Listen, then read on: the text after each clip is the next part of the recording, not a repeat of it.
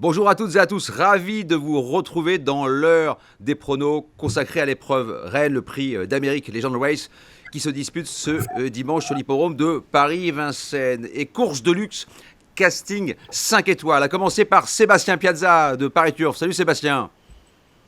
Salut Guillaume, bonsoir à tous. Dimitri Blanc-L'œil de Zone Turf. Salut Dimitri. Salut Guillaume et bonsoir à tout le monde également. Jordan Philippi de Canal Turf. Bonsoir Jordan. Bonsoir Guillaume, bonsoir à tous. Et on termine avec l'expert d'Equidia, Sébastien Després. Bonjour Sébastien. Bonjour Guillaume, bonjour à tous. Alors messieurs, avant de parler du principe de l'émission et avant d'évoquer la grille de départ, c'est vrai que l'absence de FaceTime Bourbon plane au-dessus de cette épreuve. Si vous aviez un souvenir à retenir de ce grand champion, Dimitri par exemple, ce serait lequel ? Le souvenir, j'en ai pas un en particulier. C'est surtout sa capacité à démarrer dans le dernier tournant et à laisser tout le monde sur place. C'est ce changement de vitesse en fait que l'on voit rarement chez les chevaux, sachant que lui, il pouvait aller devant et le faire. Voilà, donc il n'y a pas une course en particulier. Pour moi, c'était le crack des cracks. Alors certes, les chronomètres s'améliorent au fur et à mesure. On verra dans les années à venir s'il y en aura un autre, mais c'est un très grand athlète qui s'en va et ça me fait mal au cœur. Voilà. Sébastien Piazza, même question. Peut-être sa première victoire dans le Prix d'Amérique, qui était quand même assez exceptionnelle, avec un scénario de course en plus fantastique pour Björn Goop, qui était à l'époque encore associé. Tout s'était ouvert le long de la corde et le cheval était venu dominer ses adversaires pour finir. Ça marquait aussi le début d'une époque, la vraie époque FaceTime Bourbon au plus haut niveau. Et on l'a vu ensuite dominer ses adversaires en France comme à l'étranger avec beaucoup de facilité. C'est vrai que, comme le disait Dimitri, qu'il avait cette faculté à changer de vitesse subitement, notamment dans le dernier tournant, là où parfois certains de ses adversaires sont moins à l'aise. Lui, il avait vraiment cette capacité à aller très très vite, longtemps, et avoir de gros changements de vitesse. Donc voilà, il faut garder le bon de tous les chevaux qui voient leur carrière parfois se terminer. On aurait aimé qu'elle se prolonge un petit peu, c'est assez inattendu, il faut le dire. Mais FaceTime Bourbon est et restera évidemment un grand champion. Jordan ? Moi, ce serait peut-être la loterie parce que je trouve que ce jour-là, il avait été un peu mis en difficulté et pourtant il en était sorti assez net vainqueur et vraiment il m'avait vraiment époustouflé comme à chaque fois, mais encore plus peut-être ce jour-là. Ce qui est peut-être dommage, ce que je regrette un petit peu le concernant, c'est qu'il n'ait pas terminé sa carrière sur une victoire. On aurait aimé qu'il sorte par la grande porte, c'est-à-dire par une victoire dans l'Amérique, mais c'est comme ça. Ce sont les courses et les chevaux qui sont soumis à des petits soucis de santé, surtout à ce niveau-là, parce qu'on les travaille régulièrement et des fois ça impacte un petit peu les organismes. Et enfin, Sébastien ? Un peu comme Sébastien, je dirais son premier prix d'Amérique, son coup de rein, un peu comme un vireur de 200 mètres, un peu à la Michael Johnson, qui était terrible, un tournant final, une grosse accélération, comme un TGV, un sur un rail, vraiment un cheval formidable. Donc voilà, une grosse impression évidemment de son accélération. Vous gardez la main, Sébastien. Bien sûr, son absence rebat totalement les cartes. On va regarder ensemble la grille de départ. Ouais, on va tout de suite regarder les partants de cette épreuve. Écoutez, avec Gallus, déjà le numéro 1. On a Onek, la jeunesse également, qui est au départ, qui a remporté le Critérium continental. On a également Davidson Dupont, parmi les plus riches, plusieurs fois placé du Prix d'Amérique. On a vraiment un joli plateau, même si le crack FaceTime Bourbon n'est pas là. Alors messieurs, on va rappeler le principe de l'émission, 3 rubriques, coup de balai, coup de théâtre, coup de foudre. Et puis au sein de chaque rubrique, j'ai sélectionné un groupe de chevaux. On commence par une impasse, c'est le coup de balai. J'ai sélectionné le 7 Chicajude, le 8 Power, le 12 Zaccongio, le 13 Vitruvio et enfin le 18 Billy de Montfort. Et vous avez tous sélectionné le 13 Vitruvio. Je donne la parole à Dimitri. Oui, Vitruvio, il a les gains. Voilà, les gains. Faut le respecter. Il a déjà couru l'Amérique. Il a déjà fait l'arrivée, on va dire, de l'Amérique. Il n'était pas à la ramasse derrière. Donc, total respect à ce cheval-là, qui a couru toute l'année en 2021. Mais voilà, sur ce qu'il a fait dernièrement, c'est clairement, ça serait une surprise de le voir à l'arrivée. Je ne sais pas si son entourage se fait plaisir ou autre. Alexandro Gocciadoro, il sait ce qu'il fait. Il a peut-être une idée derrière la tête, mais moi, je l'ai pas l'idée en tout cas. Je ne sais pas si mes confrères ont de meilleures infos que moi, mais j'y crois pas du tout. Voilà. D'après vous, Sébastien Piazza, il a moins de chances qu'un Power, par exemple ? Est-ce qu'il a moins de chance qu'un Power Vitruvio Je dirais plutôt qu'il n'a pas plus de chance que lui.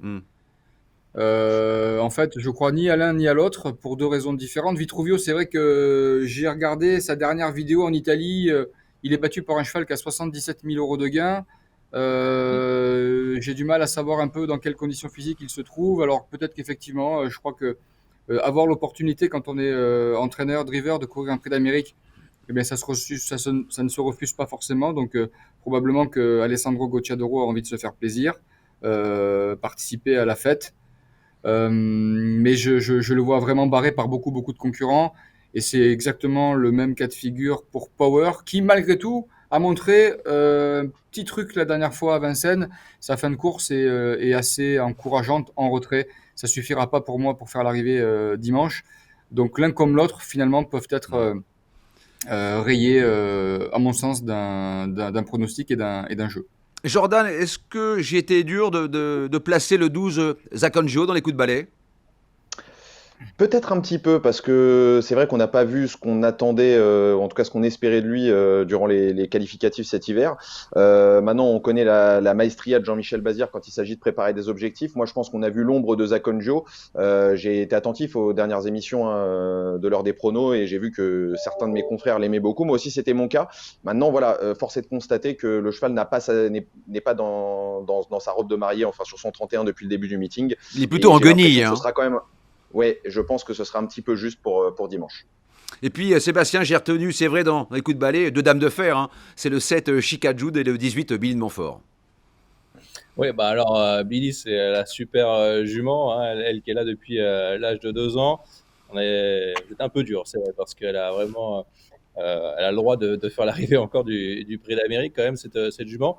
Et puis Chica Jude, c'est vrai que c'était aussi une dame de fer. Alain Laurent va peut-être venir en épaisseur, peut-être dynamiter aussi cette course, hein, il en est capable. Et elle peut peut-être garder quelque chose. Donc vous êtes peut-être un peu dur Ouais, avec ces deux dames de fer. pour le coup, je rebondis là-dessus parce que je trouve que Chica Jude dans les coups de balai, c'est peut-être un petit peu dur. Moi, j'aurais peut-être pu presque la prendre en coup de théâtre si elle avait été dans Ah. cette rubrique-là. Pour quelle raison?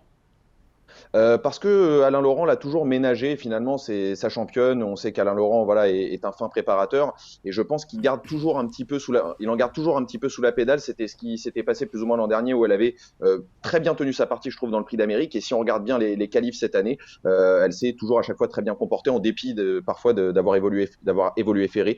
Moi, je l'aime beaucoup cette Chica Jude. En résumé, vous avez tous sélectionné le 13 Vitruvio. C'est l'heure du coup de théâtre. Maintenant, le rideau se lève. Coup de chevaux sélectionnés avec l'As, Gallius, le 3, Rebel Amateurs, le 5, Diable de Vauvert, le 6, Guderipré, le 11, Cockstyle, le 15, Vivid Wise As et enfin le 16, Bayakeno. Je commence par Sébastien Piazza et Sébastien Després. Pourquoi? Parce que tous les deux, vous avez retenu l'As, Gallius. À vous, Sébastien Piazza. Bah, Gallus, en fait, c'est un cheval que j'ai toujours apprécié parce qu'il a une façon très caractérisée de courir. C'est un cheval qui se préserve parfois en course, ce qui va d'ailleurs lui permettre peut-être de durer. Et au-delà de la série de 12 victoires qu'il avait eues en début de carrière, il a quand même prouvé au plus haut niveau qu'il était désormais compétitif. La dernière fois, on lui a laissé les chaussures pour vraiment peaufiner sa condition physique en vue de cette épreuve. Il n'a pas volé sa qualification, loin s'en faut, dans le prix Ténor de Beaune. C'est un cheval qui peut adopter plusieurs tactiques, mais qui est quand même meilleur, il me semble, lorsqu'il il est aux avant-postes. La seule inconnue que j'ai finalement avec lui, c'est sa faculté à pouvoir aller vite très longtemps. Parce qu'on sait que le prix d'Amérique, il y a pas de temps mort, hein. C'est quasiment à fond du départ à l'arrivée. S'il arrive à maintenir le rythme longtemps, je pense qu'il va être dans les 5 premiers. Attention quand même, Sébastien Després, à ce que Johan Le Bourgeois ne se brûle pas les ailes, par exemple avec Anthony Barrio sous le kit détonnant, voire un Julien Gelpa avec Bayakeno, voire un Gocciadoro encore. Ah, c'est possible, c'est sûr, hein, c'est toujours la bataille, hein, dans l'Amérique, hein. Après, ça va être intéressant de le voir, comme le dit Sébastien, aller très vite, très fort et longtemps. Moi, j'avais eu la chance d'être dans la voiture suiveuse lorsqu'il a gagné son critérium. Il est venu facilement dans la descente et en pleine, ça n'allait pas très vite. Il avait pu bien contrôler la course, Johan Le Bourgeois. Et c'est vrai qu'il a une façon à lui de trotter, parce que dans une première partie de course, il est plutôt à la coréane, un peu la tête dans les genoux, et puis ensuite il lève le port de tête, il accélère, et un peu à la Ténor de Beaune. qui avait remporté le Prix d'Amérique également. Donc, il faut voir comment Gallus va se comporter face maintenant à cette opposition. Mais je pense que la course vient vraiment dans le bon tempo. Il a remporté la préparatoire, il s'est qualifié dans son sprint de Beaune. Après, on l'a couru ferré. Et là, ça peut être très intéressant en étant pieds nus dans la belle. Alors les deux Sébastien face à vous, un duo formé par Dimitri et Jordan, qui ont choisi le 5 Diable de Vauvert, Dimitri. Bah oui, bah avant de parler de Diable de Vauvert, moi je rebondis sur Gallus. Alors il a pas volé sa qualification, c'est un super cheval vraiment. Il est intéressant, il a pas beaucoup couru. Mais ce qui m'embête moi sur ce cheval-là, c'est qu'il est jamais descendu en dessous d'un 12,5 au niveau des chronomètres. Alors peut-être qu'il a pas eu l'occasion de le faire. Je veux bien le mettre à son crédit et au crédit de ceux qui le soutiennent. Mais dimanche, ça courra 11, voire peut-être en dessous. Voilà, moi je l'attends. Faut qu'il descende son chrono d'une seconde et demie sur le kilomètre. Bon, je suis pas sûr de ça. Diable de Vauvert en tout cas. Diable de Vauvert, bah lui, il sait le faire. Hein. Il sait le faire. Il a déjà couru dans l'Amérique. Il a fait un sacré chrono l'année dernière et je trouve qu'il arrive finalement pile poil. On lui a reproché l'année dernière. On s'est dit peut-être qu'il est arrivé trop tôt dans le meeting d'hiver en forme. Et là, j'ai l'impression qu'il arrive au bon moment. J'ai eu la chance d'être avec Tony Lebellard après sa course la dernière fois. Bon, il n'avait pas drivé depuis longtemps, hein, mais qui m'a dit qu'il avait fait une ligne droite. Ça fait très longtemps qu'il n'avait pas fait une ligne droite avec un cheval comme ça dans les mains. C'est pas un coup de cœur, Diable de Vauvert, mais c'est le coup de théâtre amusant, voilà pour moi. En revanche, Jordan, c'est un cheval qui au départ doit driver off. Hein. Ah oui, tout à fait. Il l'a montré l'autre jour en étant drivé un petit peu plus loin. Le cheval a vraiment fourni un très bel effort final. On se rappelle qu'il était en dernière position en haut de la montée, ce qui est quand même pas une mince affaire hein, de revenir comme ça, disputer l'arrivée. Surtout qu'il a bien prolongé son effort jusqu'au poteau. C'est ça que j'ai apprécié, c'est que le cheval n'a pas mis un terme à son effort aux abords du poteau. Il l'a prolongé même après le poteau. On voit qu'il poursuit, il prolonge et ça c'est très intéressant. Il faut pas oublier quand même que le cheval n'était pas à 100% en début de meeting comme la plupart hein, de ses adversaires, mais il avait encore un peu de marge de manœuvre. Et effectivement, là où je rejoins Dimitri, c'est que la pendule, à mon avis, arrive pile à temps. Je pense que Diable de Vauvert est à l'aube d'une grande performance, tout en sachant effectivement que l'an passé, il courait déjà très bien et finissait encore une fois sur les autres, ce qui me plaît beaucoup. Et pour rebondir encore une fois sur Gallus, je rejoins également Dimitri. Je pense pas que ce soit forcément une question de chrono, parce que dans les prix d'Amérique, on a des chronos qui, voilà, le chrono s'affole, parce qu'effectivement, comme l'a dit Sébastien, on a des courses sans temps mort. Moi, ce qui me gêne un petit peu plus avec Gallus, c'est le jour où il a gagné le Ténor de Beaune. Finalement, il paraissait aller très facilement et dominer les débats très sûrement. Et Empire est revenu finir sur lui, Empire qu'on a revu à Cagnes et qui avait quand même assez triste visage ce jour-là. Qui a vite rendu les armes. Je vais poser la question aux deux Sébastien. Est-ce que dans votre ticket, dans le coup de sifflet final, vous avez retenu ce 5 Diable de Vauvert? Vas-y Seb. Bah, non, moi c'est un léger regret, on va dire. Parce que j'ai fait un jeu, un combiné assez serré, j'ai tenté. Mais c'est vrai que la dernière fois, il fait les meilleurs 500 mètres de la course, mais il faut que ça se passe bien. Alors que Gallus, comme l'a dit Sébastien, et ça c'est important dans un prix d'Amérique, il peut adopter toutes les tactiques. Il peut aller devant, il peut attendre, il peut se faire ramener, il peut tout faire. Donc franchement, je préfère Gallus quand même, la jeunesse, et en plus l'auto, il n'a pas eu une course dure parce qu'il était ferré. Sébastien Piazza, vous avez quelque chose à rajouter sur la candidature de Diable de Vauvert? Bah, écoutez, celui qui arrive à m'expliquer que Diable de Vauvert, il est meilleur cet hiver qu'il ne l'était l'hiver dernier, ben, je crois qu'il est plus malin que moi, ce qui est fort possible au demeurant. C'est très possible d'ailleurs. Mais exactement. Mais moi, j'y crois absolument pas. J'ai tendance à toujours croire ce que je vois. Et ce que j'ai vu, hormis sa dernière course qui est bonne, mais regardez aussi la manière dont la course est disputée. Diable de Vauvert, c'est un planqué. Il n'a pas été très heureux dans le tournoi final. Il vient prendre un accessite qui le qualifie pour le Prix d'Amérique. Mais il y a un écart conséquent entre Davidson Dupont, qui va finalement se montrer fautif, Fedo Seven et les autres derrière. Donc, elle est bonne, sa dernière perf. Et finalement, le cheval mérite d'être au départ du Prix d'Amérique. On va pas commencer à critiquer des chevaux qui sont au départ du Prix d'Amérique, mais pour répondre clairement à votre question, je préfère 100 fois Gallus que Diable de Vauvert, parce que je ne suis pas du tout certain que le cheval soit cet hiver meilleur, parce qu'il faudra qu'il soit meilleur que l'an dernier s'il veut figurer à l'arrivée de ce quintet. On voit bien qu'il y a deux écoles. On fait un petit récap. Pour Sébastien Piazza et Sébastien Després, c'est l'As Gallus. Et pour Dimitri et Jordan, c'est le 5 Diable de Vauvert. Je sais que, messieurs, vous êtes des grands amoureux, des grands sentimentaux. C'est l'heure du coup de foudre. Je vais commencer par un qui sort du lot. C'est Jordan Philippi, puisque c'est le seul à avoir choisi le 9. Pourtant, Étonnant, regardez la liste en dessous, hein. Pourtant la liste elle est belle, hein. Le 2 Fedo Seven, le 4 Onek, le 9 Étonnant, le 10 Flamme du Goutier, le 14 Delia du Pobreux et enfin le 17 Davidson Dupont. Jordan. Pourtant, je pensais pas être seul à prendre étonnant. Moi aussi, Alors, c'est je pour pensais ne pas être original. Je pensais ne pas être original en choisissant étonnant. Mais moi, pour moi, c'est le cheval qui a eu la préparation optimale. Il a gagné sa qualif vraiment à la loyale, hein. Il a devancé FaceTime Bourbon. D'ailleurs, c'est le seul à l'avoir devancé vraiment à la loyale récemment, en tout cas.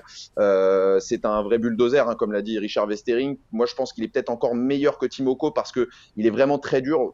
Regardez ses courses, à chaque fois, il passe le poteau, il en a encore. Il a encore de la sauce et je pense que voilà, c'est lui par rapport à Gallius, parce que vous en parliez tout à l'heure, vous disiez que Gallius, Sébastien notamment, disait que Gallius pouvait adopter toutes les tactiques. Moi, je pense que c'est celui-là qui peut adopter toutes les tactiques, étonnant, et qui peut aller dur devant. Il a trotté quand même 11-4 sur les 2008, c'est un chrono qui est vraiment excellent. Moi, je le vois pas sortir des 3 premiers et je pense qu'il va disputer très activement la victoire. Jordan, vous n'avez pas été refroidi par sa prestation à Bordeaux?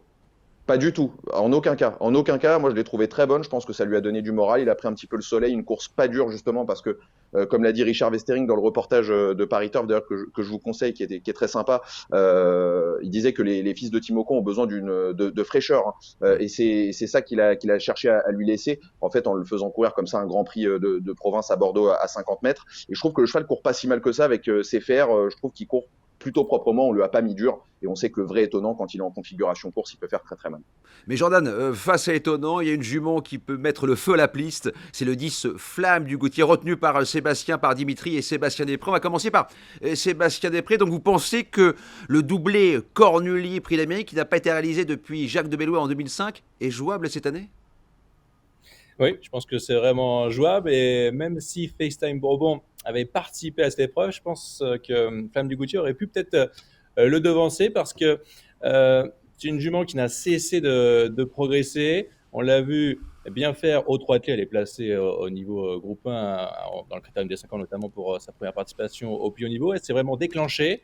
Elle peut un peu tout faire. Elle a un sacré coup de rein, un sacré dernier kilomètre. Elle l'a montré dans le prix de Cornulier. Elle a fait un très bon dernier kilomètre. Elle était au-dessus de tout le monde.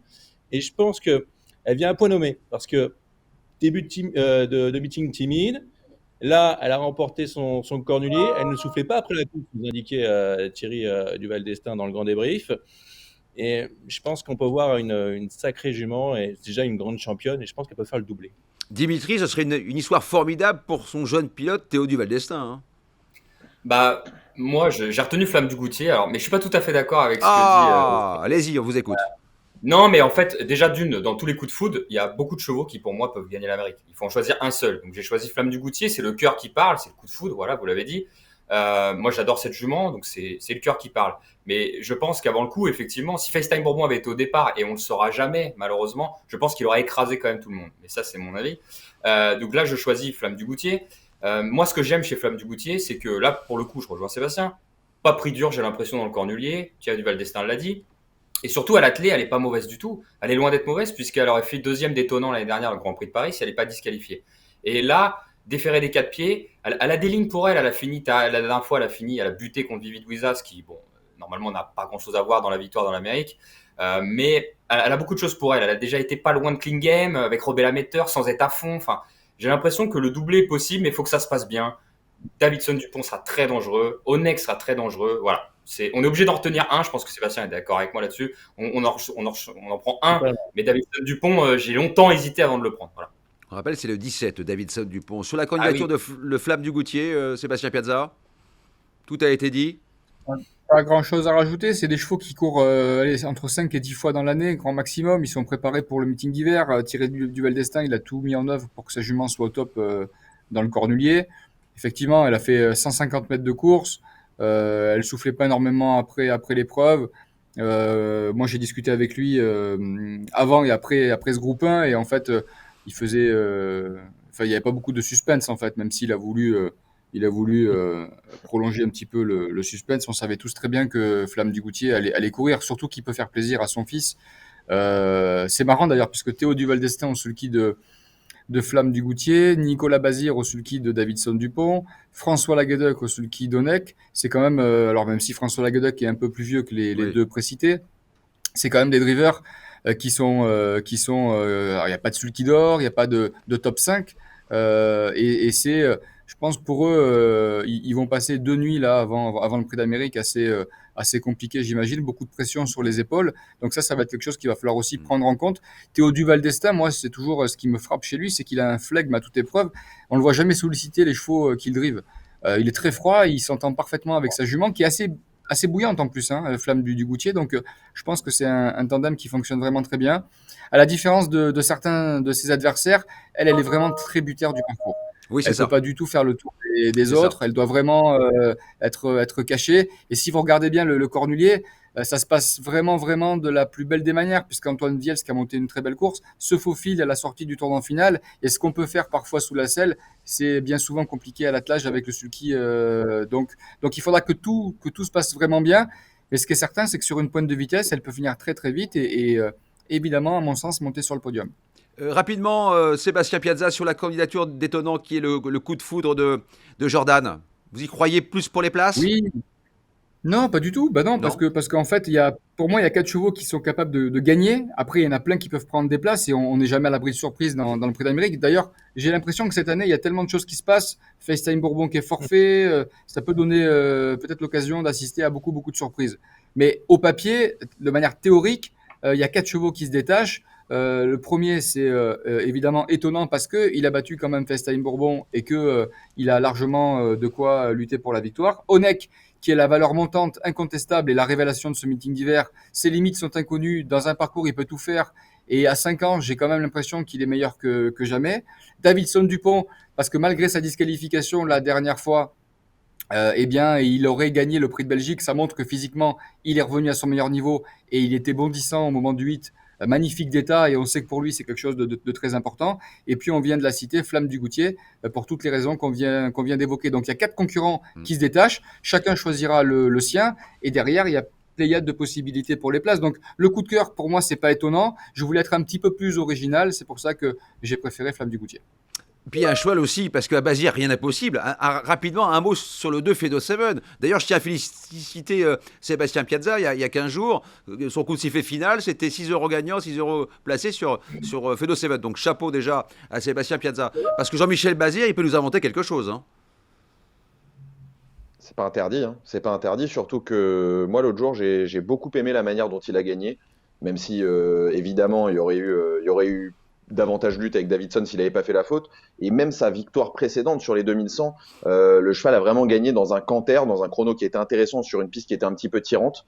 Moi j'aime bien Fedo Seven parce qu'il arrive avec le moral du winner, il arrive comme ça un petit peu, c'est un petit peu comme vous disiez la dernière fois et à juste titre l'invité surprise de ce prix d'Amérique. Et moi j'y crois beaucoup. Jean-Michel Bazir, on sait qu'on peut gagner une demi-seconde avec Jean-Michel dans le sulky et c'est pas du luxe. Et l'autre jour on se rappelle quand même lorsqu'il a gagné la qualificative, le cheval s'est accroché en montant et c'est vraiment pas évident ce qu'il a dû faire. Le cheval a fait un bout en haut de la montée pour venir dans le dos de Davidson, il a réaccéléré ensuite. Et si on est à la hauteur de Davidson dans une qualificative, pourquoi pas dans la belle? Allez, on fait un petit point sur le coup de foudre. On a bien compris que Sébastien Piazza, Sébastien Després et Dimitri Blanc-L'Oeil avaient le cœur qui battait pour le 10 Flamme du Goutier. Jordan Philippi, lui, est amoureux du 9 étonnant. Maintenant, les dés sont jetés. C'est l'heure du coup de sifflet final.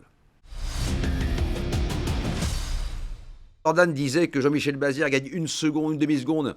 Ben moi, j'espère que vous allez faire gagner quelques euros à nos internautes. On commence par Jordan Philippi. On rappelle qu'il y a quand même une tirelire sur le réseau Endure de 3 millions d'euros. Hein. Donc on rigole Et plus. c'est exactement pour ça que je vous propose un quintet en champ réduit avec le numéro 9 étonnant en tête. Voilà, je pense que c'est le cheval de la course. Davidson Dupont en deuxième position. 9-17 donc devant le numéro 2 Fedo 7 en troisième position. Je pense que il va disputer les toutes premières places. Et derrière, j'ai allongé 5 chevaux. Le numéro 4 Onek qui, comme le disait Sébastien à juste titre, a des limites inconnues pour l'instant, même si voilà, ce sera la vraie première fois contre les vieux, même s'il a affronté les 5 ans dans le Marcel Laurent. Mais là, c'est quand même une toute autre paire de manches. Le numéro 5 Diable de Vauvert qui est une vraie mobilette, un cheval qui suit tous les trains et qui va venir finir sur les autres. Chica Jude, le numéro 7, que j'aime également énormément. Flamme du Goutier, le numéro 10, naturellement. Et enfin, Bayakeno, qui a quand même réalisé une très belle performance dans l'Amérique l'an dernier et qui vient de très bien courir encore dans le Cornulier. Je crois qu'elle est capable de réaliser un numéro également. Sébastien Després, vous jouez plus serré. Hein. Ouais, j'ai choisi un combiné de 6 chevaux, je tente avec Flamme du Goutier qui a été épatante dans le Cornulier, et peut-être un doublé avec l'Amérique. Derrière, Onek, le numéro 4, c'est la classe. On l'a vu faire un bon dernier kilomètre dans l'octave d'Ouenel, il est trotté dernier kilomètre sur le pied de 10, donc il est vraiment capable de faire ça dans un prix d'Amérique, je pense. Derrière, j'ai mis Étonnant, lui qui avait fait un très gros bout, le bout le plus rapide devant les tribunes et qui avait battu derrière FaceTime Bourbon. Et derrière, Davidson Dupont, lui aussi a fait une énorme performance dans le Belgique parce qu'il était très vite devant les tribunes, était sur le pied de 5 et c'était magnifique quand même derrière, même s'il a été disqualifié. Et puis derrière, Gallus et Fedo 7 quand même en bout de combinaison. Sébastien Piazza, les internautes vous attendent au tournant après ce coup exceptionnel avec Fedo 7. Bon, vous parlez n'importe quoi, Guillaume. Vous Bah, on êtes a chambreur. touché, c'est plus Ah, important, c'est de toucher, Sébastien Piazza. Vous auriez pas préféré que Davidson gagne? Oh, c'est notre débat, ça. Allez-y, je vous écoute.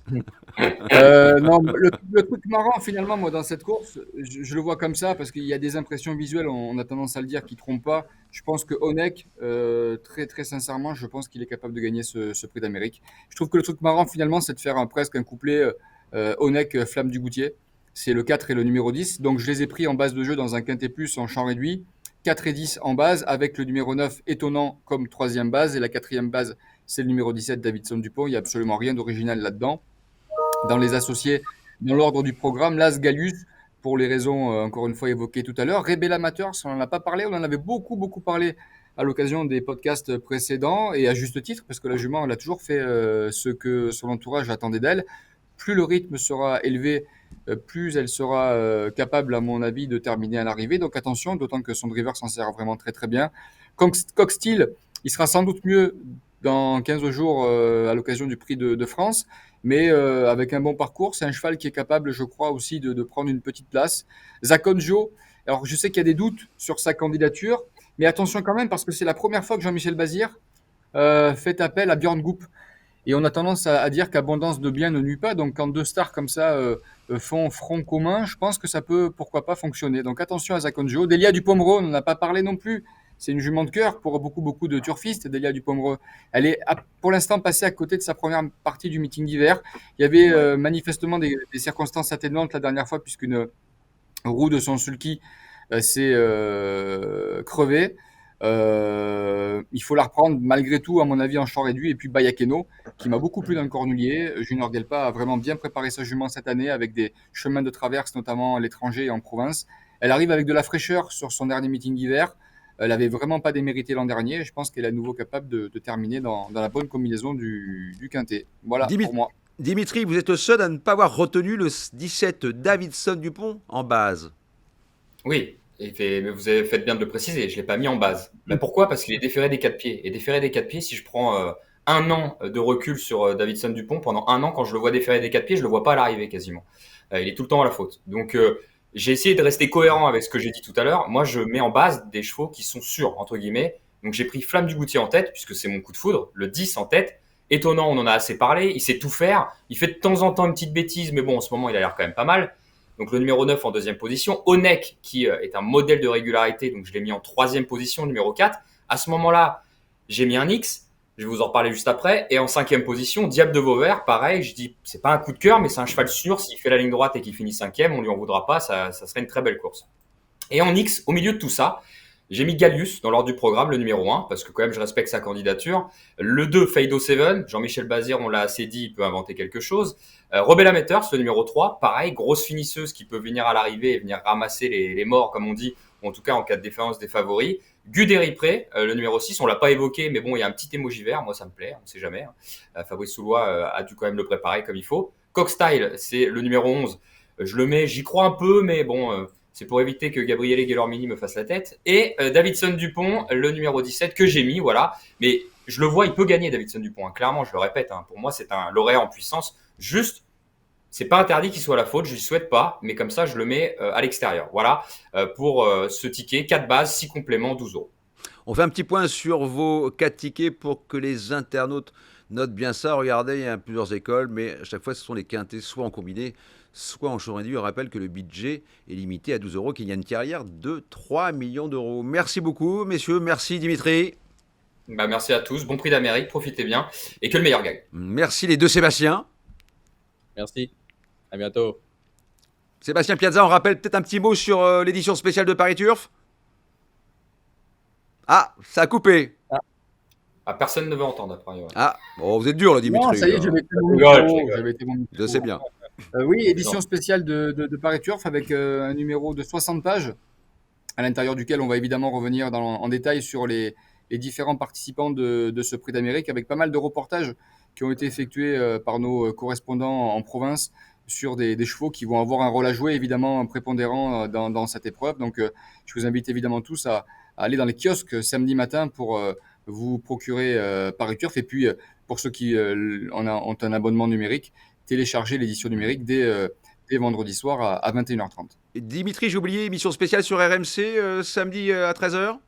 Bah oui, enfin c'est toujours 13h 14h, mais évidemment c'est une émission spéciale Prix d'Amérique. On tentera de vous donner toutes les infos à 24h, voilà, à 24h de ce grand rendez-vous, et toujours dans la joie, la bonne humeur, et très ouvert grand public. Hein. C'est une émission qui parle certes aux turfistes, mais aussi au grand public. Donc on vous donne rendez-vous sur RMC 13h samedi. Et Sébastien Després, dispositif énorme sur Equiga, bien entendu. Hein.